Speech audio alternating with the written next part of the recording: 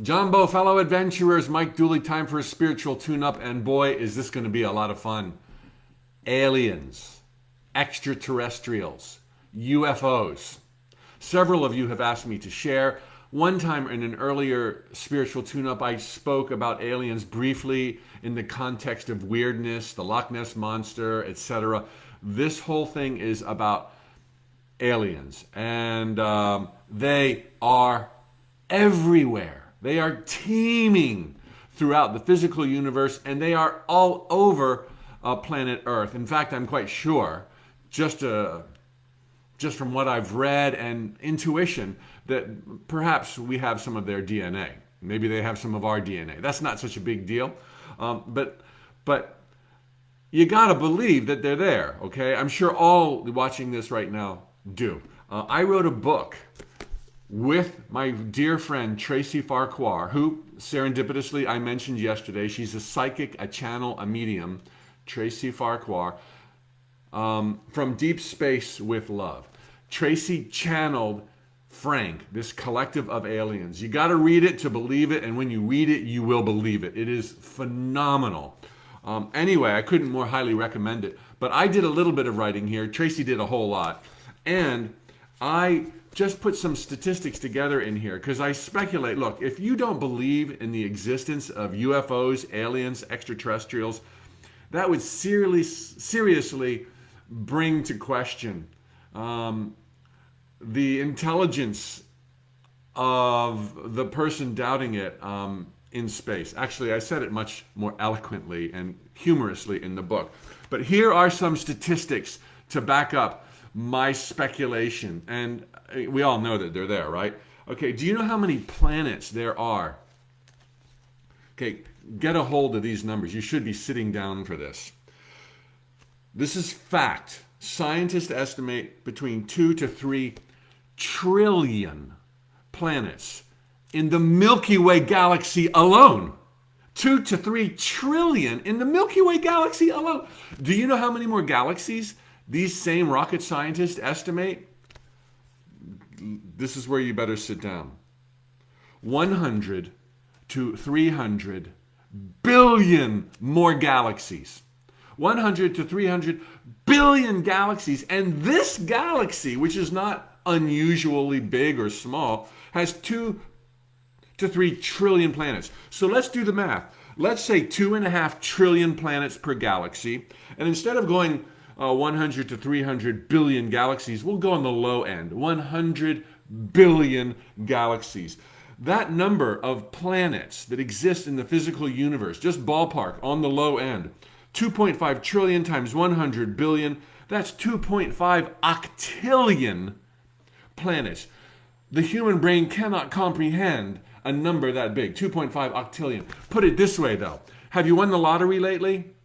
You haven't won the lottery lately? You know, your chances of winning the lottery are 1 in 14 million. That's probably why you haven't won the lottery. 1 in 14 million. Well, if you played the lottery one time for every single planet of the 2.5 octillion planets, and that's the low end, do you know how many times you would win the lottery? You would win the lottery 178 quintillion times. That's unbelievable. This is your lucky day, no doubt. 178 quadrillion. You know, after a trillion, quadrillion.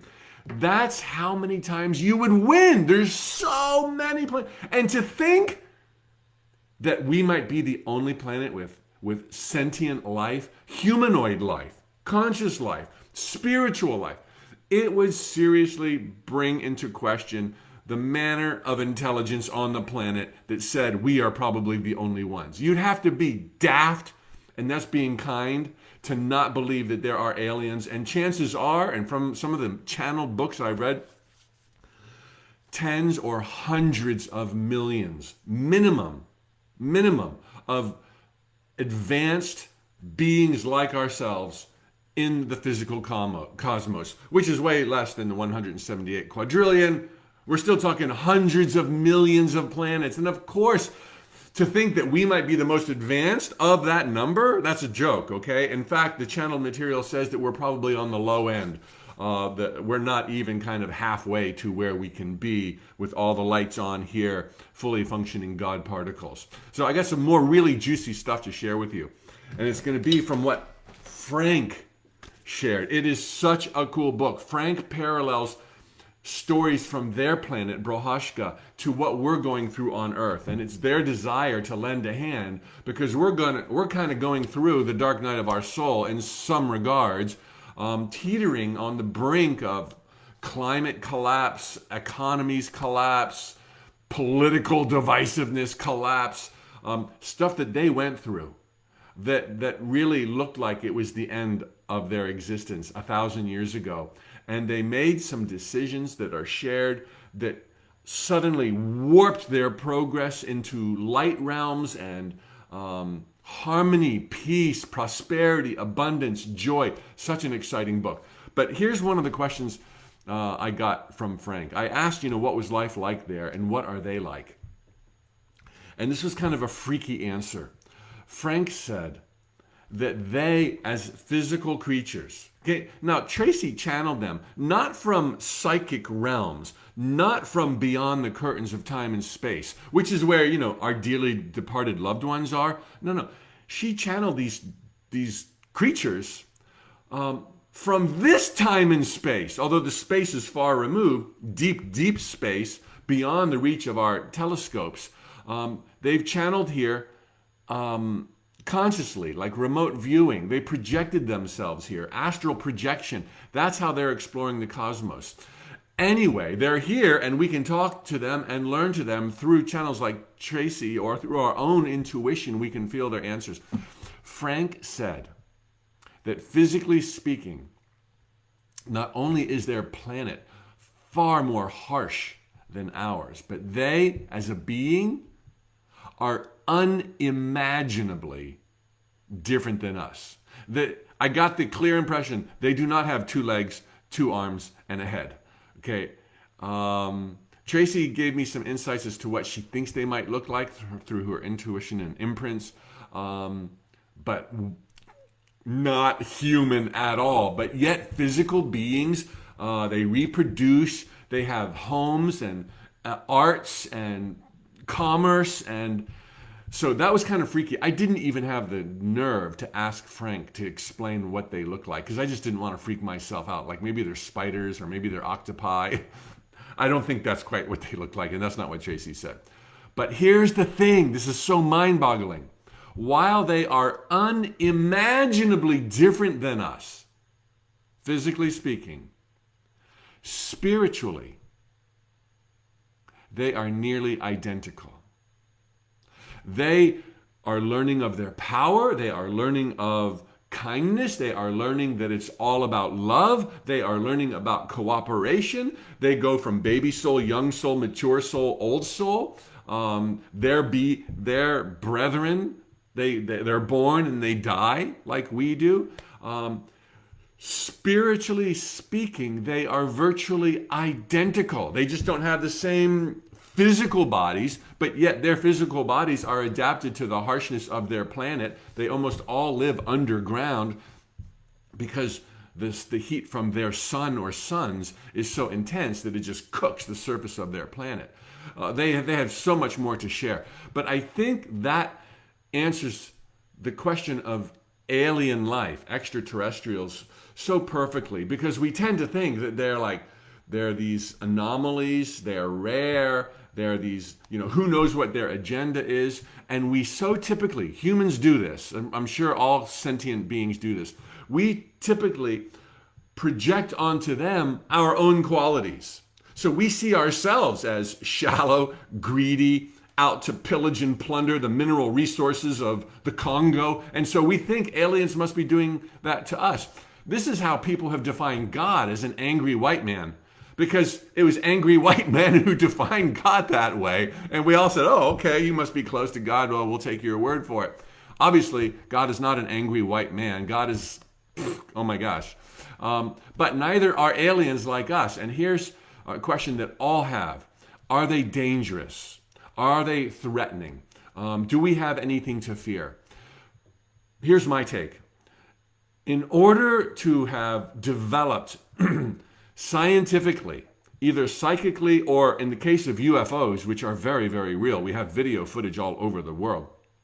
In order for a race to advance to such a degree that they can get on board a physical craft that they have assembled and be hurtled through the depths of space light years away and arrive either through a wormhole or whatever and land, the only way you could have technology, in my view, that sophisticated is if there is a whole lot of spiritual maturity going on.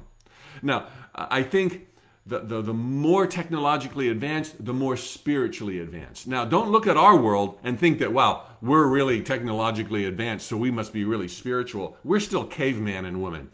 So we split the atom, big whoop. There's a lot more out there to discover about harnessing universal energies in a clean, peaceful way without blowing up people and blowing up atoms. And we haven't got there. We are capped, if you will, at making further scientific breakthroughs until we start seeing the oneness and the intelligence and the love and the beauty involved in all of the physical universe. It's all divine intelligence radiating out there. And species that have figured that out are then able to make leaps and bounds kind of progress in the physical realm with physics and chemistry and biology and sciences we probably don't even know of, mathematics that would boggle our mind. Therefore, for them to be so spiritually evolved that they can get on a spaceship and travel the physical universe, I think it is extremely unlikely, not impossible, extremely unlikely that we have anything to fear from these physical beings. And I think they're really beyond looking for ore and gold and diamonds. To be at that degree that they're boarding spacecraft, they're not going to be like, we need some more diesel fuel because we've plundered our planet. They're like, we don't need any more minerals. And there's enough planets out there that are probably uninhabited that have those minerals. So it's just silliness to think that we have anything to fear from aliens and extraterrestrials. I mean, after all, with all of the miles of video footage of aliens from the U.S. Air Force and the Navy and humans, cell phones, we realize they're here. They're freaking everywhere, yet we haven't been taken over. Now, do they take our DNA and teleport us to their spaceship into laboratories like some of the abduction stories? I find that quite plausible and quite believable. I really don't know. But everything I'm sharing with you, other than the number of planets, is my speculation based on some stuff that I've read that was channeled and otherwise. A couple of other interesting points here.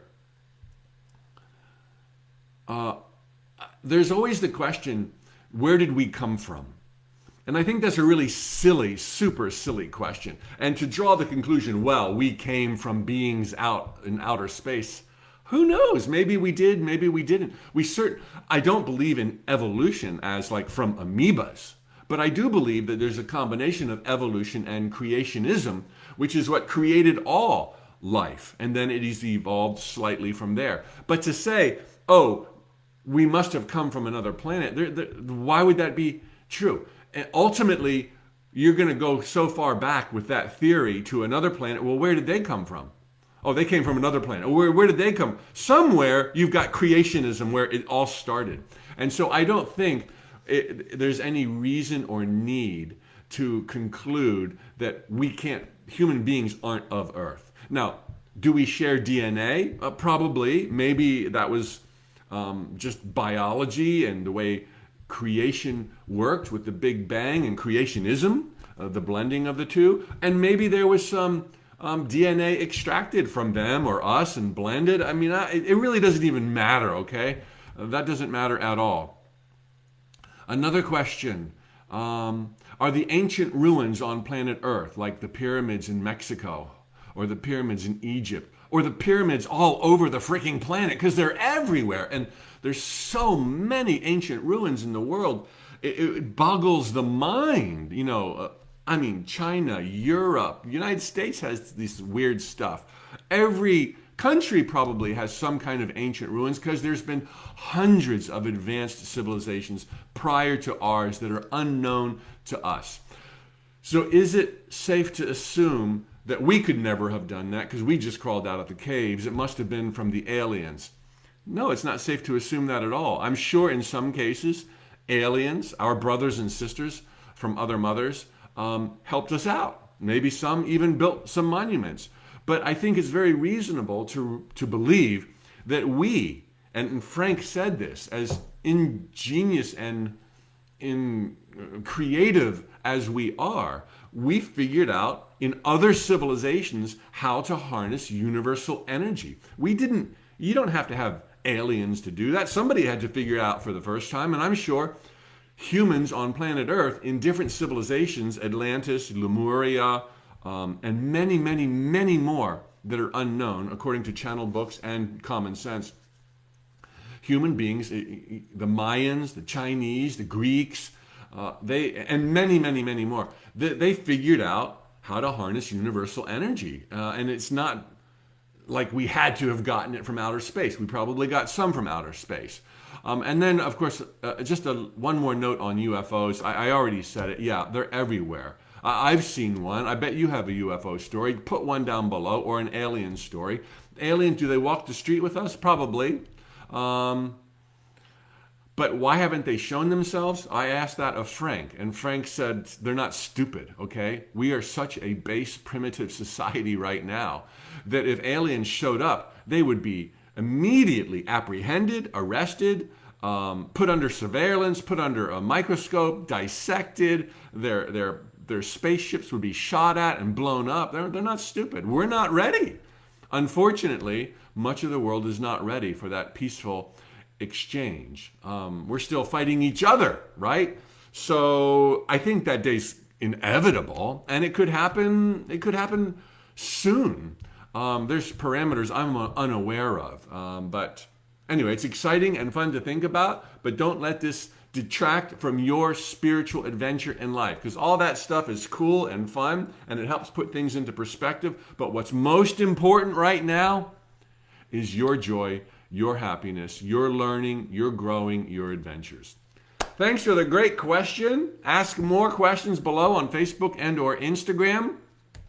I look forward to catching up with you tomorrow. Happy Friday in advance. Happy Thursday until we get there. Thanks Diana and Monica for being here. Mark and Judith on Facebook. Robert and Your Creative Goddess. Woo!